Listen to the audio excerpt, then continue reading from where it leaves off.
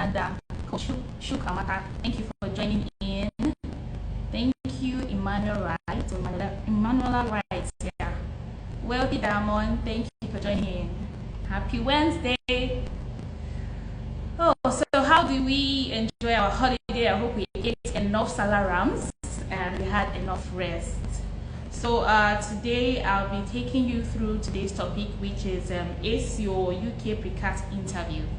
Ace Your UK Pre-CAS Interview. So I'll be giving you tips and expectations when it comes to answering Pre-CAS interview for the UK. Also note that these same techniques and tips can be also used for other countries, so they are all related, right? So today is expected to be very interesting and insightful, so please do not log off. Just stay tuned and enjoy the live with me. Hello Sophie. Hello Gabby. Thank you for joining in. Hi. My name is Chioma. I am the Student Recruitment Advisor for Nectar Concept Limited, Abuja. It's so good to have everyone here. Please tell your friends, your loved ones to please come and join in. No knowledge is wasted. Like I said, you can still use these tips and expectations for other countries. They're all related. So today I'll be talking about UK Pre-CAS interview, how to get better scores, how to get better at answering questions, what you need to do, how to understand these questions, and how to respond to these questions, right? You just have to listen, prepare. Even if you don't have an application ongoing now, you have plans ongoing in January, you still need this. You need this information. So please listen to me. Let's just have fun doing this live session. So for those just joining in, Tomiwo and Empress and Princess, thank you for coming in. Thank you for joining me. Okay, so for the new ones, I'd say the topic again is Ace Your UK Pre-CAS interview. Ace Your UK Pre-CAS interview. So I'll be listing out questions you're likely to be asked and tips on how to answer these questions. Hi Akimai. Hi, greetings. So okay, so I'll be giving you a general tip for answering these questions. Have it in mind that majority of the schools in UK conduct Pre-CAS interviews. Only a very few do not conduct Pre-CAS interview. And this Pre-CAS interview are also likened to like some visa interviews, like some visa informations are included, right? So if you go through a Pre-CAS interview process, it's always easy if you get interviewed by the visa officers and so on. So one thing you need to do when it comes to Pre-CAS interview is understanding the purpose. You have to understand the purpose of this Pre-CAS interview. The interview aims to verify your intentions to study, your knowledge about the course and institution, your financial status, and your English language proficiency. Now, this is a summary of what the interview means. So you have to understand why you are being scheduled for an interview and what purpose it serves. So like I said, it aims to verify your intentions of study. They want to know the reason why you want to study. 1. 2, your knowledge. How knowledgeable are you when it comes to this field of study you've chosen? Now this matters a lot. So you're going there to showcase yourself. Show them your knowledge, what you have learned so far about that program, because it is expected that you ought to have researched on the school, on the course or a program before you can say and make up your mind and say you want to go for that particular program. So this is why Pre-CAS interviews are very, very important. Another thing they want to understand is why you chose that institution, because they have tons and tons of institutions. Well, you have to let them know why them over the rest. So you ought to bring strong points, right? Then your financial status, which is in fact, this one is very, very, very important. In as much as they want to know how knowledgeable you are, they want to test your intentions They don't want people that don't have money. They don't want broke people. So for you to say you want this school, how much do you have? Are you aware of the tuition fees? Do you know how much they cost? Okay, you want this location. Are you aware of the living expenses? Now, this information has to do with your financials. So you have to be able to tell them your financial plans and your English proficiency, your English language proficiency. How well can you communicate? Your listening skills, right? Your speaking skills. Those are the two things that is very core. How you listen to them, how you can interpret the questions they ask you, and how well you can answer them. So your spoken English is being taken to note. Also, you have to have that in mind. Thank you for joining in. Thank you, everybody. Call your friends and family, all of them to come and listen, because you don't only need this information for UK, like I said, you also need it for other countries. So let's dive right into it. So now we understand why we need a pre-CAS interview, and we also know the purpose. The next thing you need to do, like I said, is a general tip. You need to be honest and clear. Honest and clear. Always provide truthful and clear answers. You don't need to exaggerate. You don't need to display your dishonest side. You understand? It can lead to visa refusal. In fact, your CAS refusal. If you are refused CAS, there's no way you can get to the visa stage. So you have to be honest and you have to be as clear as possible. Right? They read you, they are studying your words, they're studying your body language. So everything will tell off if you're being honest or dishonest. Another thing you need to take into note is practice. Now, before you are scheduled for this interview, mails are always sent to applicants, right? You get notified before time that, okay, on this day and on this time, you'll be scheduled for an interview. So what do? You practice. But to me, in my opinion, and as an agent, I would say the best time to prepare for a pre-CAS interview is when you started your application. Don't wait till you get your offer before you start preparing for a pre-CAS interview, because you don't want to be choked up. You don't want to be choked up reading this, reading that in a short time frame. You want to be relaxed so that you can digest all the information you'll be needing to digest. Right? So the best time to prepare for a pre-CAS interview is when you start the application process, before you get your offer. Start researching about the school. Although before you settle for a school, you ought to have made your own findings. You ought to have made your own findings, and at the same time, read about the school. Be sure that this school is what you want before you even think about submitting an application. Check the financials, their financial plans and all that. Their financial plan and all that. So another thing you need to I'd say about practice is, we as an agent, before we schedule our own mock interview, you should have done your own due diligence, your own practice, maybe with families and friends. Then once it's time, we come in and do our own mock interview to be sure that you're more than okay. Now, if you start early, it will be easier for you on that particular day. These questions are not hard. They are just centered around your study. They're centered around your application. Nothing far off. It's just your financials, your knowledge, your intentions. Those are the things they want to see. And be straight to the point when you're being asked. Another tip, general tip, is documentation, right? Most times we advise that you have your offer letter with you. Your passport is very important. Then if you have your financial statement with you, it's good you have that in hand. In case you are asked for it, you can show them a copy. Now, these interviews for the UK are not physical interviews. They're just virtual interviews. They're not physical. So you can have these copies by your laptop. And we tell our client that it's best you use a laptop when going for attending these interviews than a phone, right? So it's best that you are not distracted, you're not in a noisy area, or you don't have network issues. Be very, very prepared. So another thing I'll be doing now is going to the specific question tips. Now, the questions you are likely to be asked during a pre-CAS interview. Now, they want to know about your course and your institution. So why did you study this course?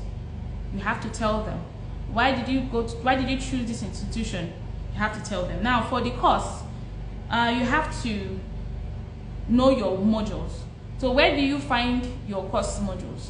Every course is always on every school's website, right? So wherever course you've chosen, they have a website for it. This is on the school website, right? So when you go to the school website, you have to read through everything that pertains to your course.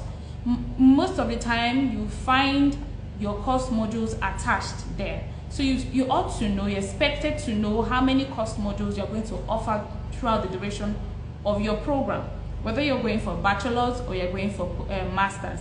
So you ought to know how many modules you're going to be offering and how many units they are.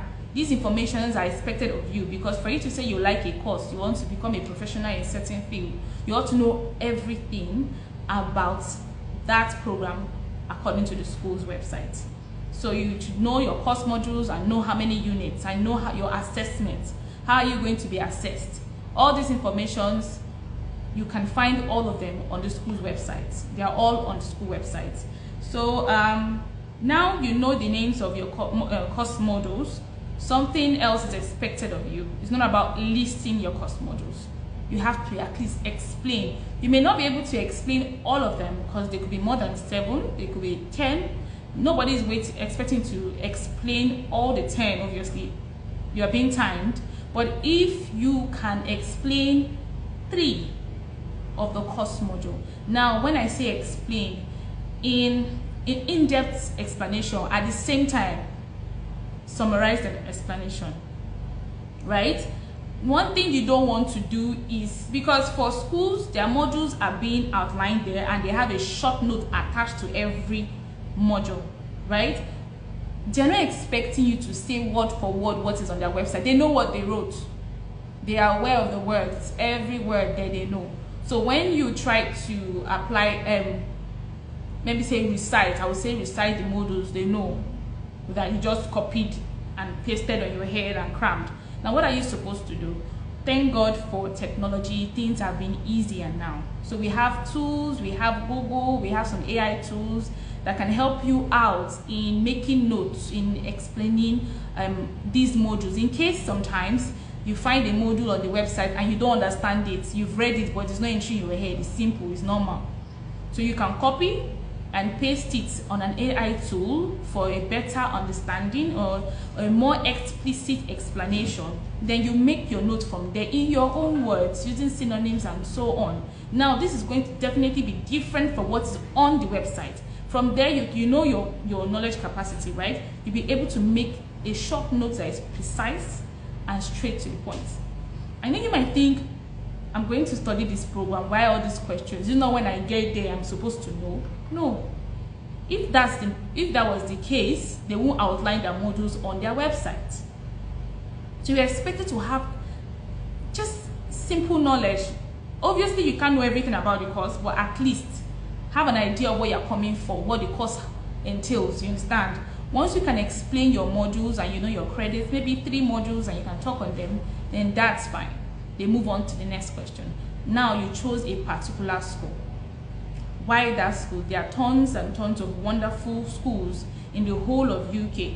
Why that particular school? You should be able to tell them why you chose the university. So how are you expected to do this before the interview day? You're expected to have researched the university's strength.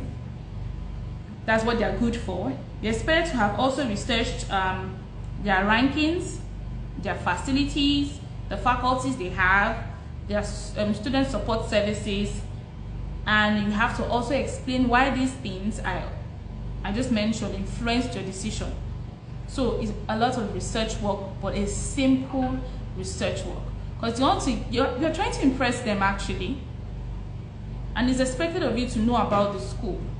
Now, when they're asking you why this school, you're supposed to make comparisons between your school that you want to go to, and other schools. Now, if a tuition fee is maybe say a tuition fee is like 17,000, and you want to tell the school, oh, I chose your school because it's affordable, it's 17,000. How do you know it's affordable? That's the question. So how are you going to prove to them that you know it's affordable? by mentioning another school. I wanted to apply to this school before, but the tuition fee is about above 20,000, is beyond my financial budget. Or you compare modules, you compare rankings. These are things you can compare, and this can help you out in stating your intentions and your purpose of choosing that particular school. Right? These are factors, you understand? And every school have different facilities, so you can compare the facility for your school and other schools. You get to see what they have for you, mostly in your faculty, right? Some schools have the same courses but don't have the same accreditations, so you can also take that into note, right? So you can say, oh, this course, if your school gives a certain accreditation, once we offer this program, when we're done with this program, we get some certain accreditations. School B doesn't do that. We just get our certificate and off we go. So I prefer this one because of this. You can also use location too as a reason why you chose a school, right? You can use location, you can use reputation also. Those are things that you can say when you're being asked why you chose a particular school. You're not meant to go there and tell them that I just chose the school because the school is a good school. Of course they know their school is good. You don't need to tell them. They know. Apart from the school being good, what other things? Why did you choose them? So you should be able to like explain yourself, right? Then the next one is okay, you've told them about why you chose your course, you've explained the meaning of your course modules and all that, fine. You've told them that you chose that school because of this and that, that's okay. Now they want to also know why did you, or how did you find out about their school? That's another question. How did you find out about their school?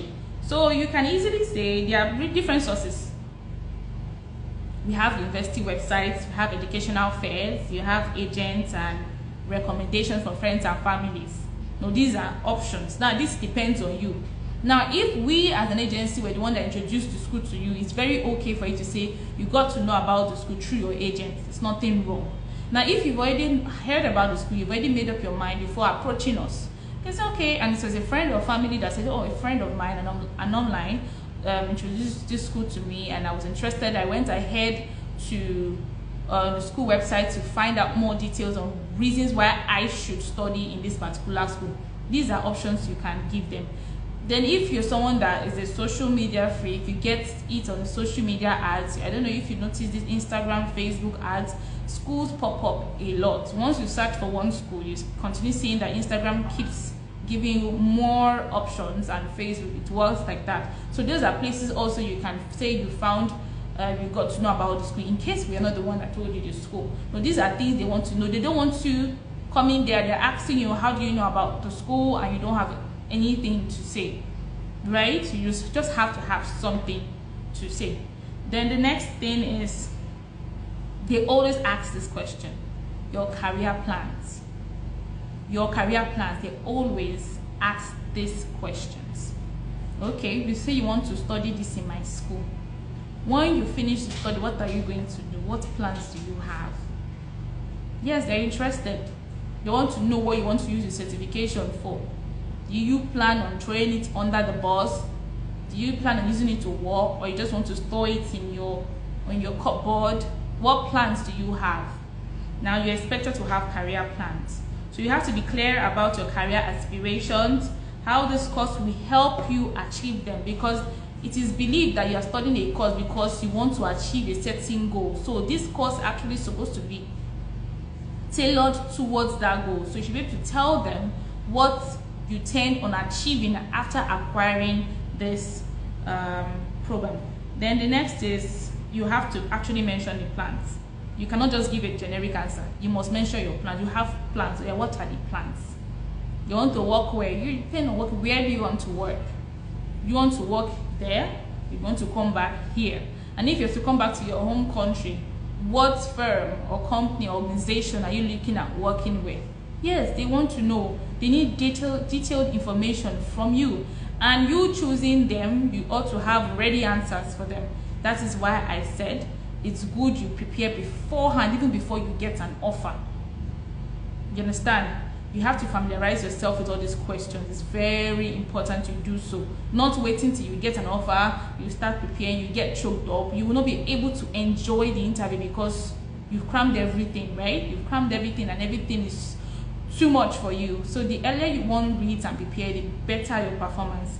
Then another tricky question you're always asked is, do you plan to work in the UK after your service? So after your studies, do you plan to work? It is expected of you, to be honest, any country you are going to study. You told them you're coming to study. You didn't tell them you're going to relocate and stay there, right? And you're not expected to stay there. So once you're asked this question, you have to focus on your immediate educational goals. What are your goals? You don't want to come and do your master's or your bachelor's, right? Focus on that one. And what do you say? You plan on using your degree in your home country, because that's the whole essence. You can't go to a foreign land and acquire a degree and you want to rest there. Why? You're supposed to come back to your country to develop your country, to contribute to the growth and development of your country. It is very expected of you. So your focus should be your educational goals, and mentioning that your plans, your degree, you use it in your own country. That's why I said earlier, they want to know how your career plans are. Okay, say you're coming back, right? Where? What organization, what firm, what position are you looking at? So you have to be ready, so that when you get there, you don't start stuttering. You understand? You don't want to go there and getting confused or showing a confused look. You don't want that.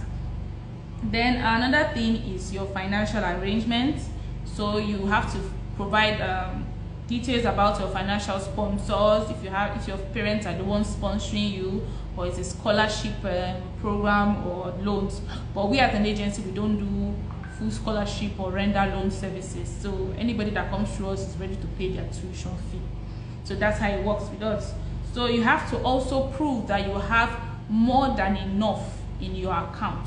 If, for example, all your study after paying a deposit and you get a balance of £15,000 rather, you're not expected to have just that 15,000 in your account. What of emergency? You're not even expected to have the 15 and the living expenses. What if something comes up? What contingency plans do you have? So you expect to have way above that amount to show that you are more than financially ready and comfortable to come and school in their country. So you should be able to table that down. They ask you sometimes, how much do you have in your account? Now, if you have a copy of your bank statement, you can easily raise it up and like show them, oh, this is it, this is how much I have and all that. But if you don't have it, at least have an idea of how much is in your account and you tell them. And if you don't have it with you, you tell them that after the interview, you can easily send a copy. You can mail a copy to them. It's simple. So you expect to have this, you're supposed to show proof of what you have. Then accommodation. They always ask about your accommodation. So for the accommodations, expected that you mention if you have arranged an accommodation or if you are planning to stay in the university's housing or private accommodation, and you have to provide details. So are you arranging a place for yourself? Are you staying in school, hostel? The accommodation are provided by the university. You should be able to tell them all these things and tell them how much it costs. Now, if you be staying off campus, that means you're staying on your own, like staying in a rented or a shared apartment, you should be able to tell them these things. They want to know the distance from your accommodation to the school, because distance matters a lot. They don't want you coming to classes late. They don't want excuses. So when you are trying to get an accommodation, always look for accommodations close to the school. It's still for your own good in the end, right? They also want to know how many minutes it will take if you use your car, if you use a train or a bus, right? They want to know in kilometers. They want to know the time. They also want to know the price and the type of accommodation. Yes, they want to know everything. You're coming to their country, so you need to divulge all information. So these are the things they want you to know. So before that time, you're expected to have an idea of where you're staying. The trick is, if you're schooling in, for example, Birmingham, look for accommodations around that side. Look for the cost. We as an agency, we share websites where you can look for accommodations yourself. We help with that. We give you websites. Okay, go and search for an accommodation, the one you like, you book. Now you're not expected to pay from Nigeria. You've not gotten your visa, so nobody's expecting you to have paid for an accommodation because you've not gotten your visa. But at least you've booked, you've spoken to someone, you've prepared that person that, oh, eventually I get to the UK, I'll be coming for this accommodation, keep this accommodation for me. Nobody's expecting you to have paid. No, don't worry, nobody will ask you for receipts. Just tell them the location, the time it takes you from the accommodation to the school, the distance in kilometers, and the cost and the type of accommodation. With that, you've settled that. Now, one thing you want to do is you want to understand the UK as a country. Remember, you're changing cultures, you're going to a new place, their norms and values are quite different from what you're used to. So you want to understand the UK, you want to understand student life. So how is it like for international students? What information have you gotten? So when they ask the questions like, what do you think about the UK? What do you think about student life? Mostly the fact that you're an international student. You have to make your own research. All these things are easy. They are all online. Thank God for Google. Everything is easy. So you just go there, make your research. You have friends and family that are there. You can ask them questions to get more information about the location at which you're going to. There are groups where people get groups too. You can get information from groups too. So you are expected to know about the place you are going to before you go. You know the do's and don'ts of that land, because obviously the way we are here, they may not be the same way. They're not even expected to be the same way. Then you have to understand your African community and maybe your Nigerian community. How is it like? Are they welcoming to international students? How is it like? How are their foods? All those things. Yes, you look at it unimportant. It's very important that you know, not just for the pre-CAS interview alone. It's important that you know for yourself. All these informations you're using it for yourself at the end of the day. It's for your own good. So nothing should be neglected or overlooked. Then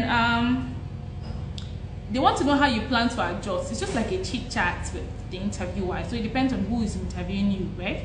So they want to know your plans. How do you intend on blending? What other activities do you think you like if you get there? Yeah, you're free to tell them other fun activities you're interested in participating in. You're free to. So it's not everything like book. Oh, what cannot play makes Jack a dull boy. So yeah, you want to some sports. You love sports, so you try to join the sports team or activities that pertains to sports. You like music, you like drama, you like swimming. Yeah, you can talk about that. It's in the interview. Yes, you're expected to. You don't need to be uptight. You just have to be clear, sincere, and relaxed, right? No big deal in the interviews. Human beings like me and you that ask you questions. No big deal. So then they want, even though they know that we speak English in Nigeria, they still want to understand how you intend on blending in when it comes to English. Now, what tests? Maybe you have other tests you've done. For those that have written TOEFL or have written IELTS and the rest, you can mention you've written English tests. Or if you haven't written those tests before, make mention of the fact that throughout your study from primary to tertiary, you are taught in English. So you are taught in English, reading, writing, speaking, you converse mostly in English. So you blending in an English-speaking country wouldn't be a problem, and you have your MOI as a certificate to prove. Now, when I say MOI, medium of instruction or English proficiency letter, just like a proof that yes, you were taught in school in English, right? So you can go ahead with that. Then I'll also say you're going to the UK. We have our intonations and accents. So sometimes they may not be clear. To prepare you for the interview, if you can be listening to CNN to help. Maybe in a day, in your leisure time, just take 30 minutes to listen to CNN. Just to familiarize yourself with their accents and the way they speak. You understand? You know they don't speak like us, and you want to be able to hear what they are saying. You want to understand it. The truth is you're the one looking for something, so it's good for you to understand them. So listen to CNN or movies if you're a movie person like me. Watch movies. Those things broaden your ears, they open your ears to understand their intonation and all that, right? So those things help. These are like added tips for you. So these are the general questions you are expected to answer during a pre-CAS interview session, and I think I have more. Okay, I think I've touched almost every aspect. So it's also expected of you to know the living expenses of the city or the country which you're going to. Luckily for us in the UK, there is a living expenses for those residing in London, and there's also another living expenses for those residing outside London. So it's never the same. So you have to know the location of your school. The location of your school will determine the living expenses or you're going to be paying. Now for those living outside London, theirs is quite cheaper. It is £9,207 for the 1-year program. Then for those whose schools are located in London, it is £12,006 for living expenses. Now you expect to have this thing on your head. You understand, because it's part of your financial questions and plans. You have to take it to notes. If you are preparing your bank statements and you want to save up money for your school, it must be there, right? What makes up your bank statements is your living expenses and your tuition fee. That's what makes up your bank statement. Now another thing you need to know is the location of your school. You are going to a school, know the address. It's very important that you know where you are going so you don't get missing when you get there. So please, you know the address of your school, right? Know what faculty you are in. It's very important. Know where your faculty is, and also know your HOD and the rest is good. Those informations, they're on your website. You get to see all of them there. All this information, you take it. You can never know when you'll be needing it. You could be asked, you may not be asked, but most times you get asked. Then okay, another question they ask very, very well, mostly for those that switch careers. They want to know the relationship between what you're studying now for masters, the relationship with that one, and what you studied for BSc. So you have to show them a link, right? So if, for example, what you studied for bachelor's doesn't really correlate with what you're going for in masters, there should be a kind of relationship in your CV. Maybe it's because of the experience you've gathered, because some of us are not actually practicing what you studied in school. We are doing that thing. You understand? And when you're going for masters, either you are doing something like a career progression for what you studied in the university, or maybe because of where you started working, you fell in love with that line and you want to be a professional in that line. Then you can link what's your work experience with what you are going for. That's for people that it is their work experience that spurred their motivation into choosing that particular program. Now, if there is a career progression like what you're doing, maybe you studied economics in school and you're going for business analytics, yeah, it's a progression. So you just tell them what it is. What is the relationship? Now that question looks like it's hard. It's not hard. It's simple. Just go online. Use AI tools. Everybody know what AI tools are. Help with this prompt. What is the relationship between economics and business analytics? You see different options. It comes out. Notes are there. So you pick the one you like and meditate on it. So you get to see even things that you didn't even notice. You get answers for it. So education is easy now, right? Thanks to technology. So another thing they want to know is if you know the safety measures in place by the university. What are the safety measures? All these information you find on the school's website. You understand? You find on the school website. So most times they ask you if you would like to work and study at the same time. Well, you're expected to focus on your studies. The only reason why you should be working is because maybe you want to have let me say an extra experience in your field. Maybe if you work in a certain place, for those doing engineering, you would work in a school's workshop. Is to give you more insight on what you're studying, because it tailors to what you are doing, just to give you a better chance understanding your program. That should be the reason why you should work. You're not expected to come to the UK or any country for study and be working Jackie, and you tell them I want to hustle and make money. No, that's not your purpose. So your purpose is to help your program. Anything that has to do with work, to help your program. And it's not compulsory you school and work. You can choose to say you have more than enough if you have more than enough in your account. So if you have more than enough and you want to focus on your studies and you don't want to work, nobody's going to put a gun to your head. It's perfect. You are good. In fact, that one is even good. You understand? You have your money. You have to be honest and clear. You are not going there to tell that you want to hustle. You're not expected to hustle. You came for schooling, and that is why you have enough money in your account. So you just have to focus on your study alone. Please focus on your study alone. Now, it's possible that you know everything. You know how to answer this question, but one thing is lacking. And what is that thing that is lacking? Confidence. Yeah, if you're not confident in yourself, it can make you nervous, and when you're nervous, you get to forget what you prepared for, or you answer B with Z because you're nervous. Now you just have to take a chill pill, relax. These people are human beings like you. You've read now, right? You've read, you are prepared. They ask you a question. You shouldn't be in a haste to answer your questions. Always think, even in life, safe. In life, you're expected to think on a question before giving a response. So sink in, let it sink in. Take it in.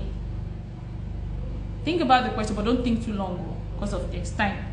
So think about the question, then you answer. And if they ask you a question and you're not clear, you have every right to tell them to repeat their questions.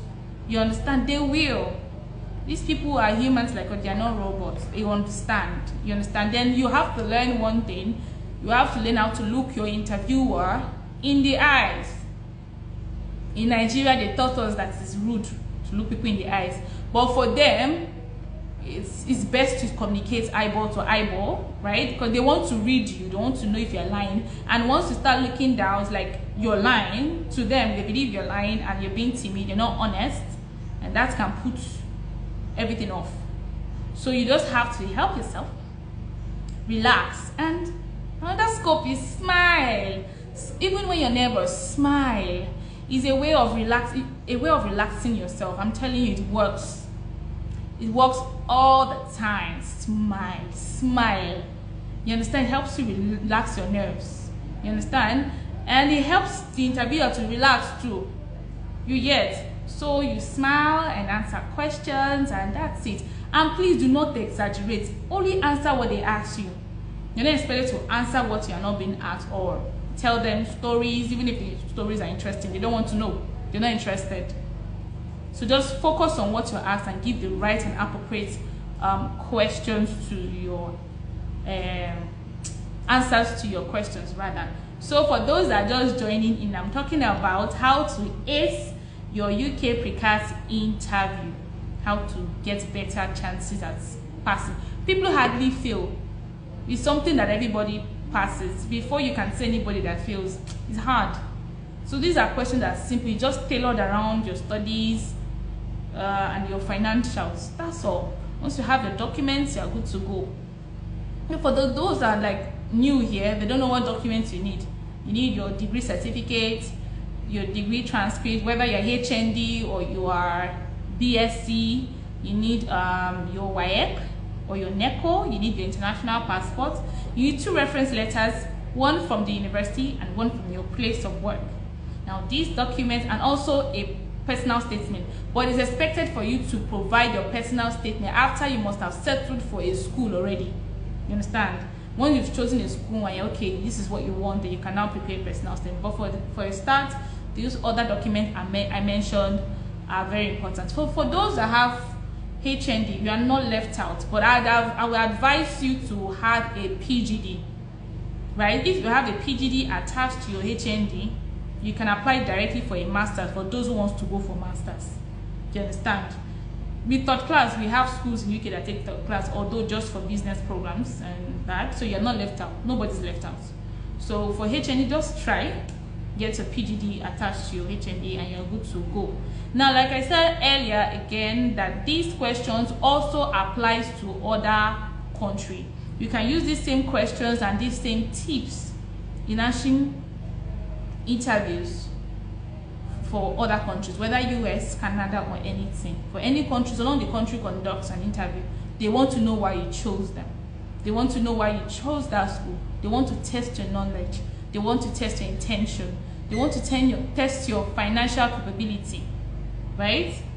And they want to be sure you know the right documents and your documents are legit. So please, whatever documents you be providing, let them be legit, because if they are not legit, you'll find out. So everything has to be legit.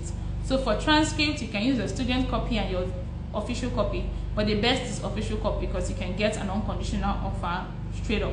But if you don't have that, nevertheless, you can begin with your student copy. And for those that are not interested in going this year, but want to go next year, January, applications are ongoing for January application. You don't have to wait till it's December or November or October. You can bring those documents now, send in your documents and all. So I'll be taking questions. So if you have questions to ask me, I'll be here to answer to all your questions. Please don't say you don't have questions.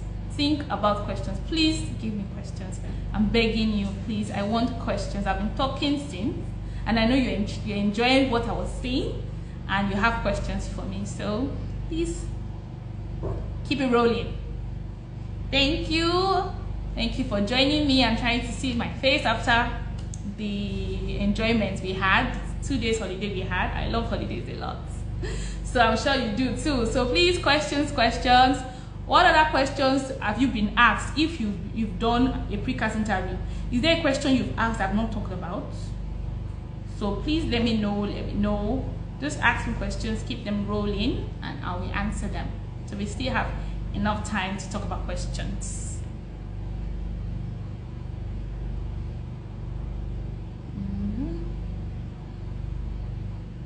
Thank you everybody for joining us today. Thank you so much. Thank you so much.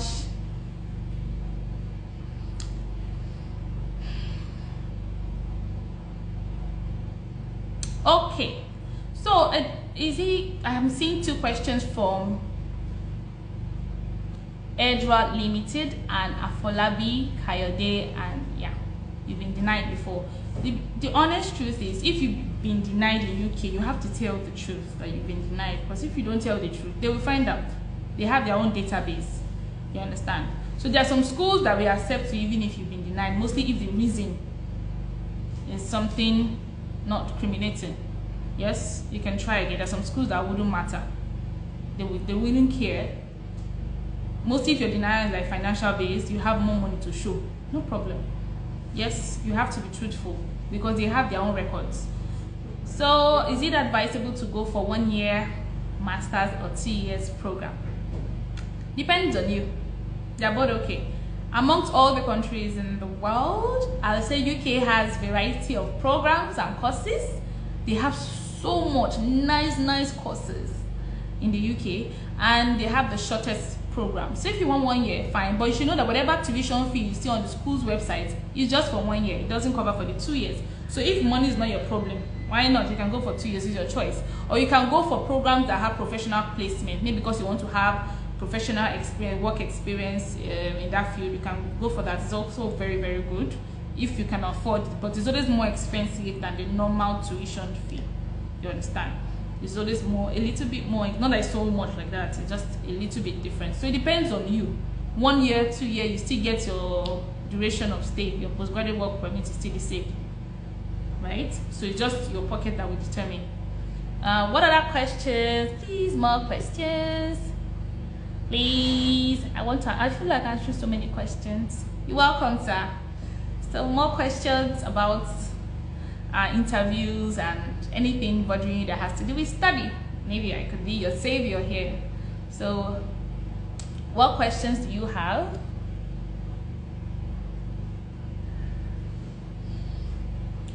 Okay, I think I've answered this.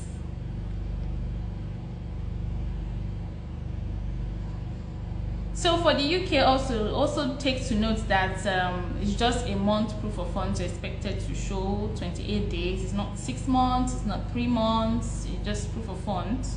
So if you are scheduled for a pre-CAS interview, the rest assured that you have to declare your financials, right? So you have to declare your financials. For schools that don't do pre-CAS interview, then it's fine. And also you have to take into note that you have to conduct a TB test for yourself. So you have to have a TB test certificate also. Those will stand for your medicals, for your pre-CAS issuance, for your CAS issuance, and also for your visa processing. These are documents that are very, very important. Is it compulsory to stay on the school campus? Will they take offenses to me? No, it's not compulsory, it's your choice. That's why I talked about accommodation. I don't know if you were here. If you were here when I mentioned something about accommodation. So if you choose to stay off campus, it's fine. Nobody's going to hold you to that. You understand? So just make sure your accommodation is not far from the school. You don't want to be telling them that it takes you 1 hour, 2 hours to get to school. They don't want you coming to school feeling tired. You know, when you do this long journey thing, you get to class, they are lecturing, you are sleeping because they are stressed. So whatever accommodation you will take off campus shouldn't be far from the school, right? They want to know the distance by the kilometers and by bus, whether it's bus you will use or bicycle or train. They just want to know everything, how much it costs and all that. So it's very important. Can you reschedule your interview? Well, it depends on the school. Some schools allow for rescheduling, but some schools don't. That is why they inform you ahead of time. They inform you ahead of time. So it depends on the school. Because the truth is, getting a rescheduled date is hard. There are many people on the queue. So they have to, it's like turn by turn. It gets to your turn, you miss it. They have to go through the entire line before they come back for you. You understand? Not that it's impossible, but it's really hard. You can wait and wait and wait, but it's possible. Yes, you have to declare if you've had a refusal. Outside countries, if you have a refusal for outside countries, for the UK, for your CAS, it's not important for you to declare that. It's not a UK refusal. It's other countries. So you're going to UK. You don't necessarily need to. So what else? What other questions?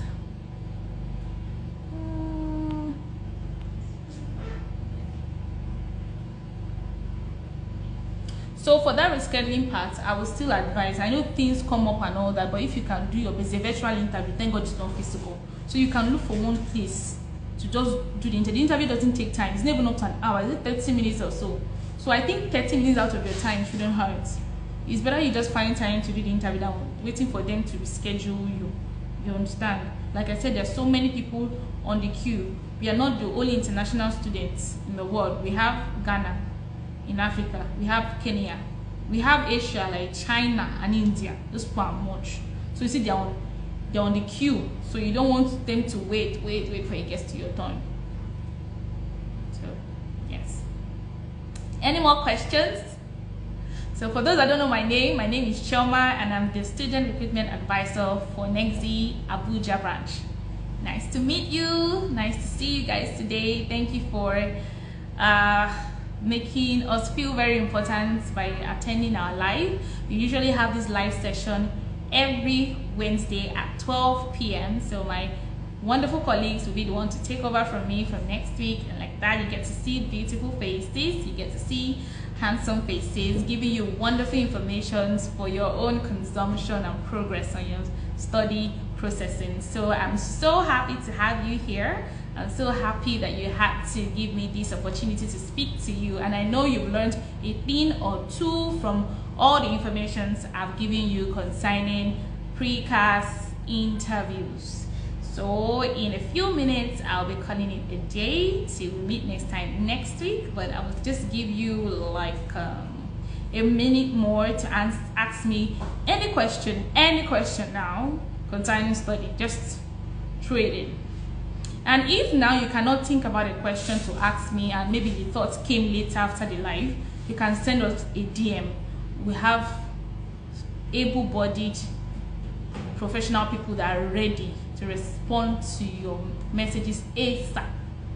So yes, it's possible you can't remember now, you remember later. It's still okay. You can reach out to us and we answer to your questions. Thank you so much. Thank you. More questions? If you want me to say something else, you were not clear on some things I said earlier, you can actually ask me and can repeat myself again. I can. More questions? Good to have you. Thank you everybody. It was really wonderful. I had a good time today and I hope to do this another time. Thank you and have a lovely day. Bye.